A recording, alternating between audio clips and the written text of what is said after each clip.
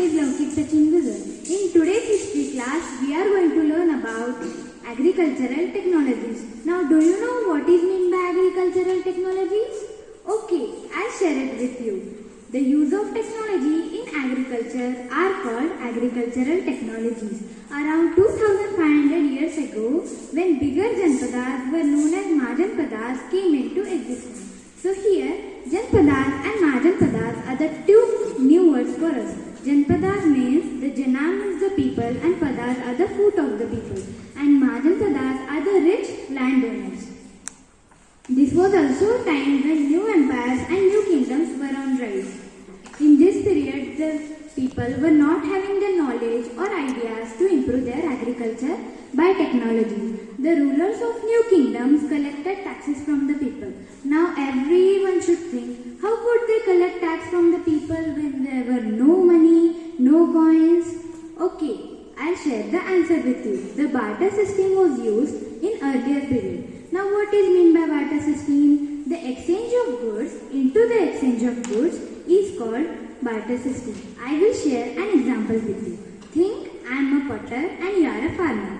As you are a farmer, you will conduct some grains, and as I am a potter, I will conduct some pots. And if I want some grains from you, I will make some pots and share it with you in the exchange of some grains. Now we are going to learn about the three major technologies that improve the agriculture. There are iron tools, transplantation and irrigation. So first is the iron tools. These are the iron tools which were used in earlier period, and these are the iron tools which we use now. Now what are iron tools? The tools that would have been used in agriculture are called iron tools. Examples are iron plowshare and iron axes. We already know that iron plowshare and iron axes improved the agriculture production and were used in also earlier period and now period. And we also know that iron plowshare helped the clay soil to turn into the better soil. Now we are going to move forward to the second part, that is transplantation. This is the technique that was used before, and this is the technique that was used before, and this is the technique that was used now. So what is transplantation? The process of growing a plant and planting it somewhere else is the process or method called transplantation. The use of transplantation ensures facilities so that more crops will grow and it will be benefited to the farmers. Now the third is irrigation. This is the before technique used in irrigation, and this we use now. Now what is irrigation? The practice of supplying water to an area of land through pipes or channels so that more crops will grow is the process or method called transplantation. Irrigation. It builds canals and tunnels to supply the water in dry season, because in dry season there will be no completely water and there will be no enough water. So we use this technique to supply the water in also dry season. Now we are going to talk about the king's benefits and the farmer's benefits because of this agricultural technologies. So the king invested all the money or tax gained from the people to new agriculture production, because increased agriculture production means more money and more tax to the king, and it would help him to maintain his army, to give salary to his people, to build more kingdoms, more palaces, and also fortified the kingdoms. And now we are going to talk about the farmers' benefits. So farmer could grow more crops because of this technologies, and he could trade to different countries to sell his crops and get more profit and more money. So if the farmer could collect more money, then more money and more tax to the king, and it would help the both kings and farmers also.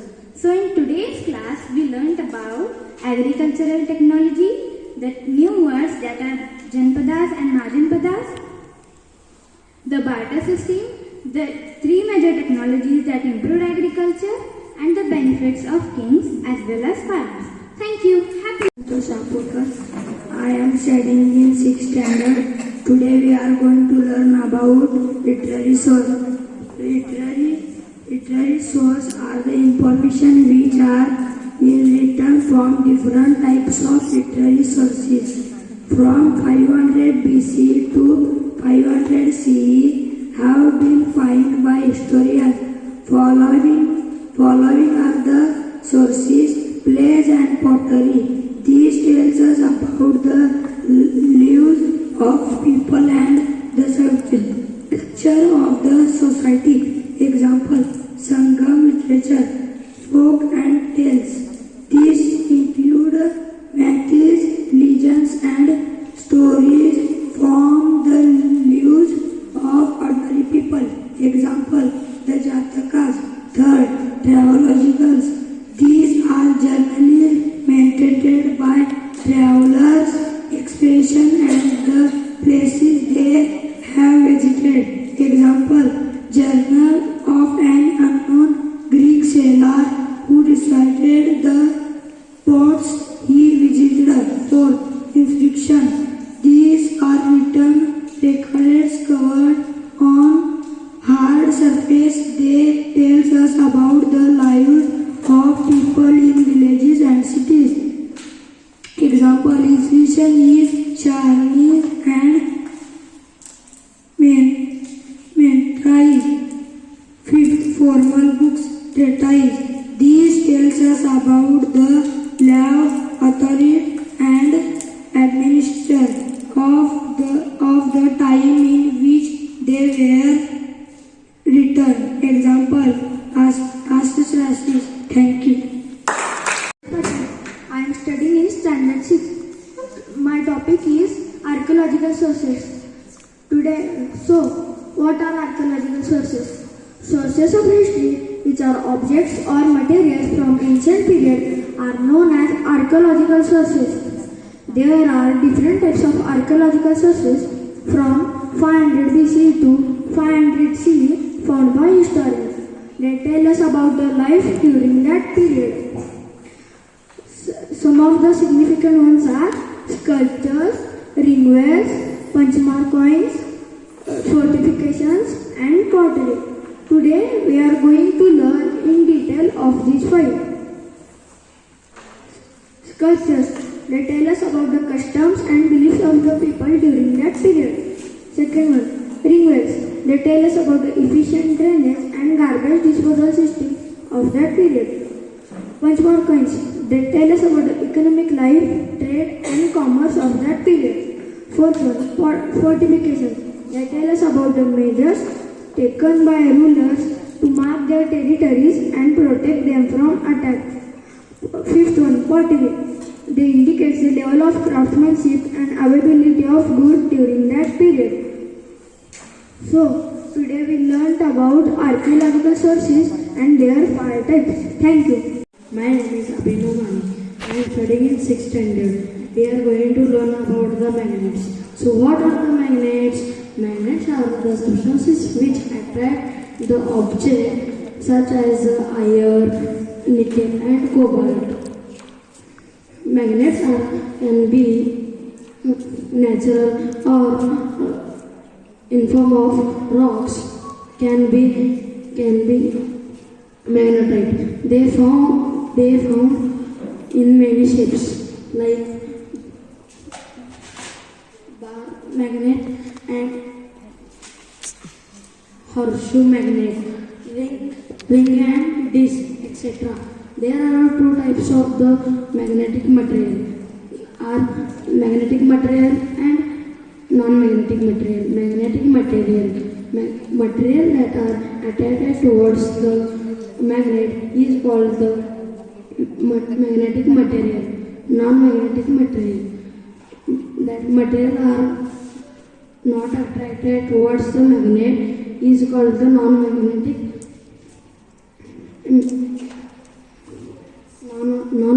material. Example, paper, plastic and glass.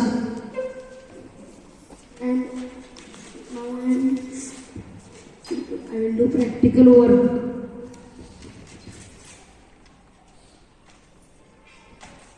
See, this is a magnet and I will bring close to the magnet. It will attract the pin and it will attract, and so it is called the magnetic material. And this is a rubber, and I bring it close to the magnet.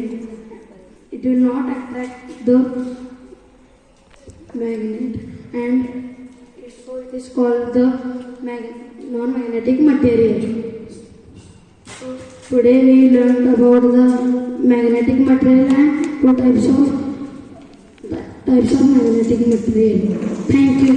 I study in Standard 6. Today I am going to teach you about history, Silk Route. Now what is Silk Route? The Silk Route was a network of routes that began before around 2000 years ago, means 1 CE. Silk Route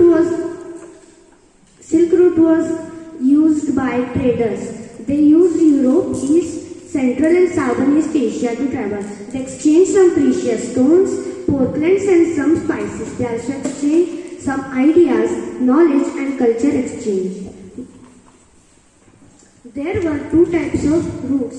These red lines looking are land routes and this blue line looking are Silk Route. Now I am going to teach you impact of Silk Route. There are 4 types of impact. Available of goods, culture exchange, exchange of ideas and knowledge, and spread of disease. The Silk Route helped in exchange of goods, thereby making many goods available in different parts of the world. Means the Silk Route, the traders used to exchange some goods by different parts of the world. Second, culture exchange. The traders on the Silk Route often exchange sculptures and other pieces of art, thus leading to culture exchange.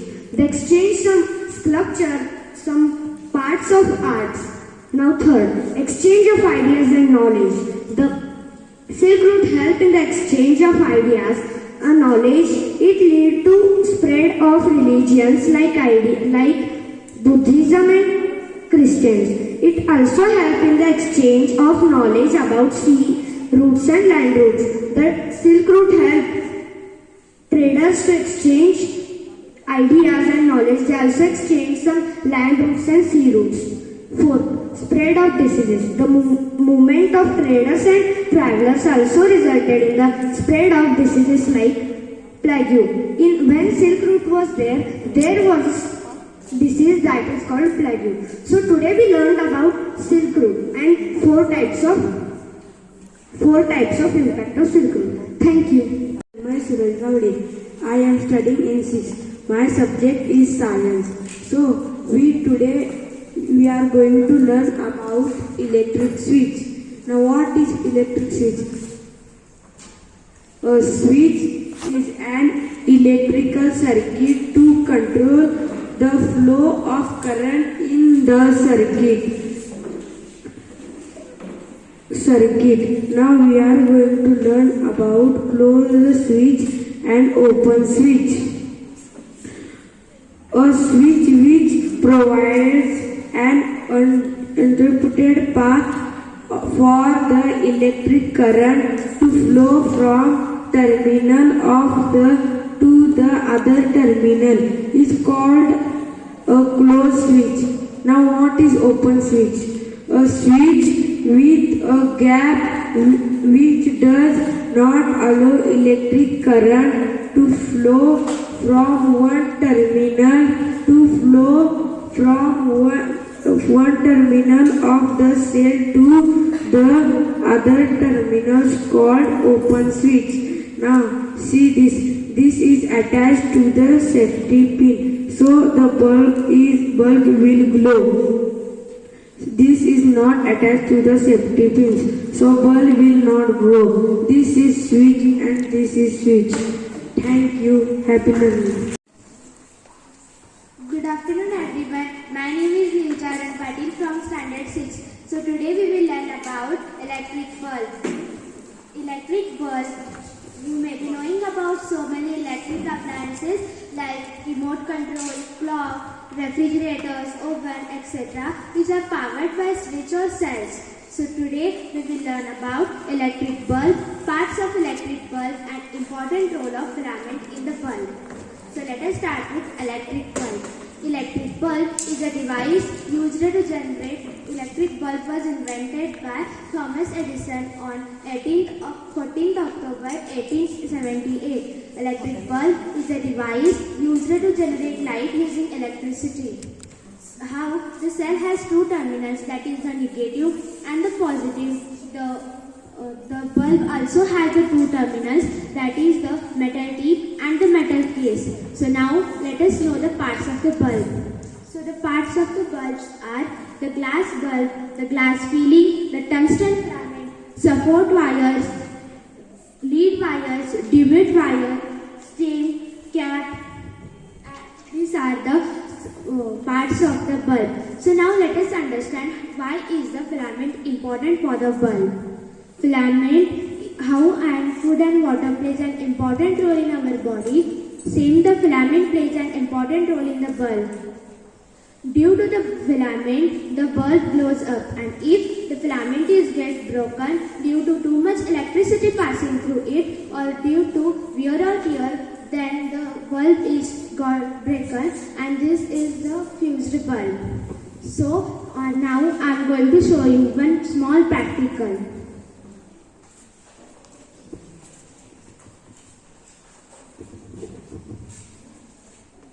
So this is how the bulb glows with the help of dry chemicals present in the cell. Thank you. Happy learning. I am studying in standard 6. My topic is archaeological sources. What are archaeological sources? Sources of history, which are objects or materials from ancient period, are known as archaeological sources. There are different types of archaeological sources from 500 BC to 500 CE found by historians. They tell us about the life during that period. Some of the significant ones are sculptures, ringwares, punchmark coins, fortifications and pottery. Today we are going to learn in detail of these 5. Sculptures. They tell us about the customs and beliefs of the people during that period. Second one, ringwares. They tell us about the efficient drainage and garbage disposal system of that period. Punchmark coins. They tell us about the economic life, trade and commerce of that period. Fourth one, fortifications. They tell us about the measures taken by rulers to mark their territories and protect them from attack. Fifth one, pottery. They indicate the level of craftsmanship and availability of goods during that period.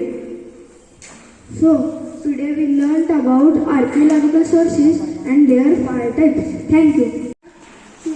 I am learning in 6th class. Today I am going to talk about structure of cell. This is the structure of cell. This is a positive terminal, and this positive terminal is called as metal cap.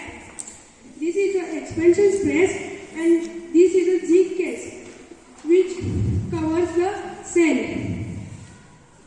This is the electrolyte which is inside of zinc case. This is a chemical called as magnesium dioxide paste. This black color rod is called as carbon rod, positive electrode. This is a negative terminal. All the electric cells have 2 terminals, positive terminal and negative terminal. The cap of a cell acts as a positive terminal, and the base of a zinc container acts as a negative terminal of the cell. With the help of metal wires, the circuit flows through it. All the electric cell contains chemicals inside them. These chemicals are used to produce electricity, and when these chemicals are finished, the cell stops to work. Then we have to change the cell. Thank you. Hello everyone, my name is Srishti Chandra Chhamadwari, and today I am going to perform my SLC project, which is of LVAT. So my subject of SLC is reciting the poem. Now what does the poem tells us about? The poem tells us about the thoughts, imagination and the feelings of the poet or author who is reciting the poem. Now, what is reciting a poem? Reciting a poem means to sing a poem aloud. Eye contact. There should be an eye contact towards the audience who are in front of us. And there should be intonation into our voice, which is up and down into voice. And gestures. There should be some of the hand movements while singing a poem. And our voice should be loud, and there should be some of the facial expressions onto our face while reciting a poem. Now, for an example, let me sing a poem and explain what is reciting a poem means. Topsy-turvy. The poet of this poem is Rohini Nilekani. I do not know why I woke up very early today. Soon I saw that it was a new strange day. Nothing at all as it really should be. I could hear someone shouting loudly at me. Our cot had climbed right at the wall, and my little clock had grown very tall. Our umbrella was swinging round and round.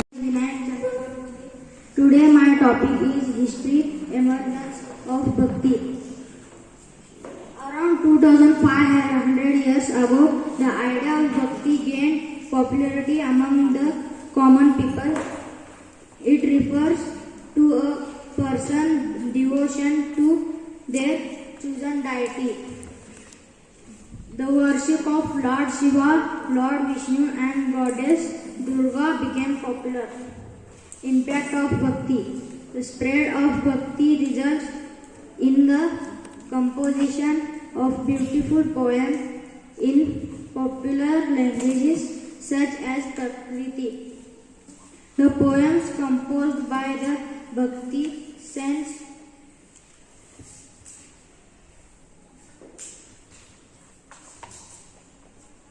were understood by everyone and appealed to the ordinary people. The poems were mostly composed in praise of Shiva, Vishnu or goddess such as Durga. Thank you. I am studying in 6th standard. Today we are going to learn about literary source. Literary source are the information which are written from different types of literary sources. From 500 BC to 500 CE have been found by historians. Following are the sources: plays and pottery. These tells us about the lives of people and the structure of the society. Example: Sangam literature, folk and tales. These include myths, legends and stories from the lives of ordinary people. Example: the Jatakas. Third, travelogicals. These are generally maintained by travelers' expression and the places they have visited. Example: Journal of an unknown Greek sailor who recited the ports he visited. Fourth, inscription. These are written records covered on hard surface. They tells us about the lives of people in villages and cities. Example: inscription is Chinese and Mentrais. Fifth, formal books, treatise. These tells us about the law, authority and administration of the time in which they were written. Example: Astrasis. Thank you. मैं कक्षा 6ठी में पढ़ती हूँ। आज मैं आपको पुराने सिक्कों के बारे में बताने जा रही हूँ। एक जमाना वह भी था जब रुपए पैसे का चलन नहीं था। मनुष्य की पहली आवश्यकता भोजन थी और लोग भोज्य पदार्थ जैसे अनाज, फल आदि देकर दूसरी चीजें लेते थे। पहले के जमाने आज के युग को पैसे का युग कहा जाता है। इसका कारण ये है कि हर कार्य में पैसे का इस्तेमाल होता है। 4 धातुओं जैसे सोना, चांदी, तांबा, शीशे के मिश्रण से सिक्के बनाए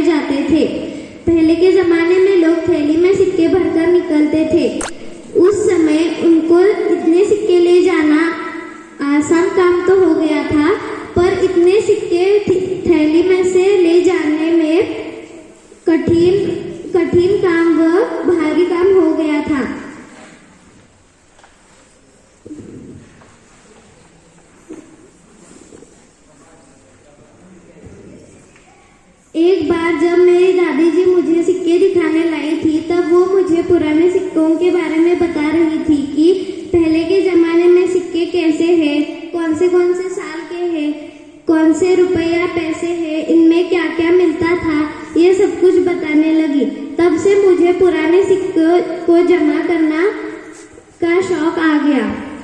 मैं हर रोज कुछ सिक्के मिलते हैं या नहीं देखती हूँ। अगर मिलते हैं तो फिर मैं उन सिक्कों को जमा करके एक कलेक्शन बनाती हूँ। ये कुछ सिक्के हैं उन कुछ सिक्कों में से। ये सिक्का 4 पाना का है। 4 पाना का सिक्का 1912 से 1950 के बीच प्रसारित किया गया था। ये सिक्का 2 ग्राम का है। ये सिक्का 1 पैसे का है।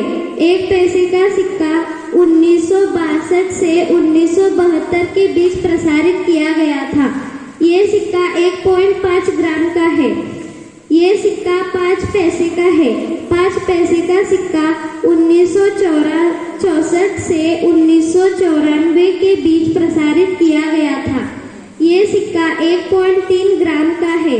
ये सिक्का 10 पैसे का है। 10 पैसे का सिक्का 1972 से 1986 के बीच प्रसारित किया गया था। ये सिक्का 20 पैसे का है।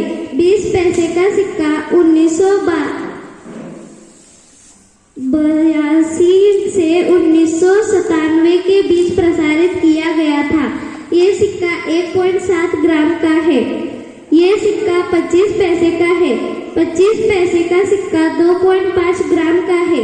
ये सिक्का 1986 के बीच प्रसारित किया गया था।